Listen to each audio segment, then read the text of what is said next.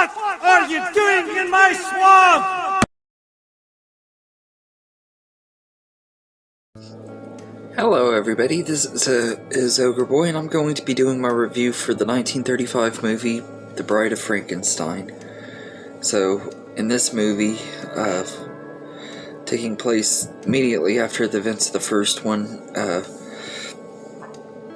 Frankenstein himself is still alive and everything, and his monster from the first movie also survived the fire and stuff after the events at the end of the movie, and the monster's kind of gone on his own and is trying to find a place to fit in and stuff, and he's also kind of wreaking havoc too, because the villagers and stuff are still wanting him dead and everything, and so they're trying to figure out how they're gonna stop him and everything, and they end up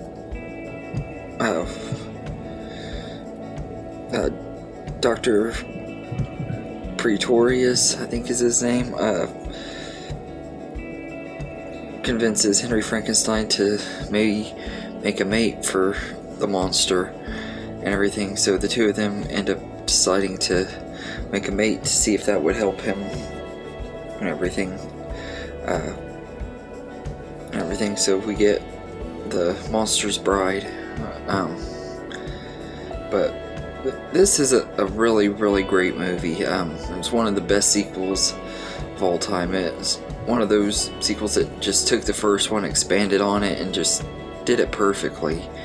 I absolutely love The Bride of Frankenstein. I reviewed this movie back a couple years ago and everything. Yeah, this is one of the monster movies I actually grew up with and stuff too, and everything, and I love it. Every time I rewatch it, especially now that I'm older, I like it even more. I love the characters in here and the setting and stuff, and Boris Karloff's performance is even better in this movie than it was the first one. He gets a lot more screen time in here and everything, and they just really write his character really well. Like even though he does a lot of bad things and stuff when he's scared and everything, he's a really likable character and kind of relatable in ways. And I just love the monster in this movie. He's just really great. And Colin Clive is once again great as Henry Frankenstein, although he does kind of disappear for a chunk of the movie when they're focusing more on the monster, which it doesn't bother me as bad, because I actually like getting to spend time with the monster and making him kind of the way they wrote the monster in this movie is just perfect and everything. And Valerie Hobson is really good as Elizabeth Frankenstein, Henry's wife. She's really good in here. She doesn't have a lot of screen time, but she's great when she's on screen.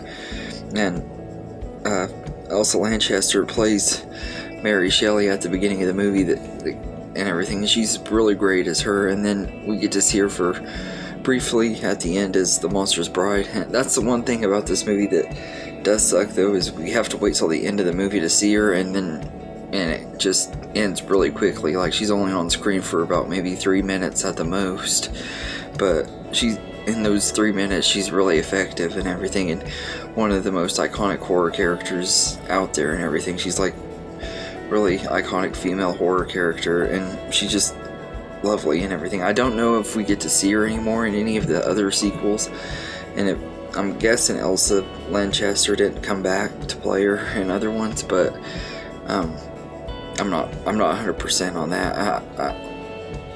I've only seen one other Frankenstein movie after this one, so I don't really know what all they did with her after, but I love her in this movie and everything else. The whole cast is just really great, and the sets and cinematography in this one are even better than they were in the first one, and you get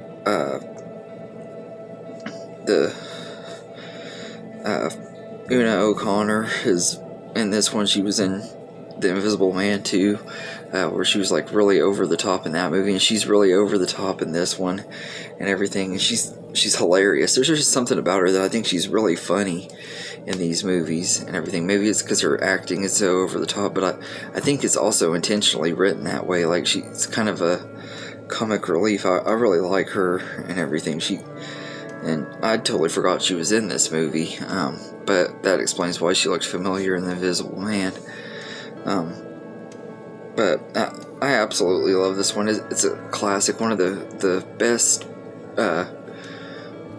best monster movies of all time, if not my favorite monster movie. I think out of the Universal ones, it probably is my favorite. I don't see it changing.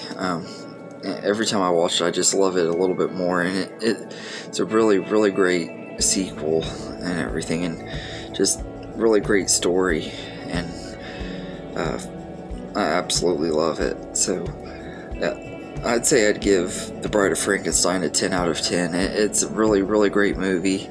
There's not much else I could say about it that hasn't been said before. It's just one of those movies that's iconic, and people still love it to this day. I know a lot of people my age loved this movie as a kid and stuff too. Like, it's one of those movies that transcended generations and stuff. It's just such a fun movie. And I love like the scene and stuff where the monster becomes friends with the old blind man and stuff. That's a really great scene too, and everything. And then the villagers had to cover and everything. But I love that moment too. That's one of my favorite parts in the entire movie, is when he's spending time with the old blind man and learning how to talk and all that. Just really great scene. And I love that they like started giving him the monster a personality and stuff, and making him really likable and everything. But yeah, so anyway, let me know in the comments what you think of The Bride of Frankenstein, and I hope you enjoyed this video, and have a good day, everybody.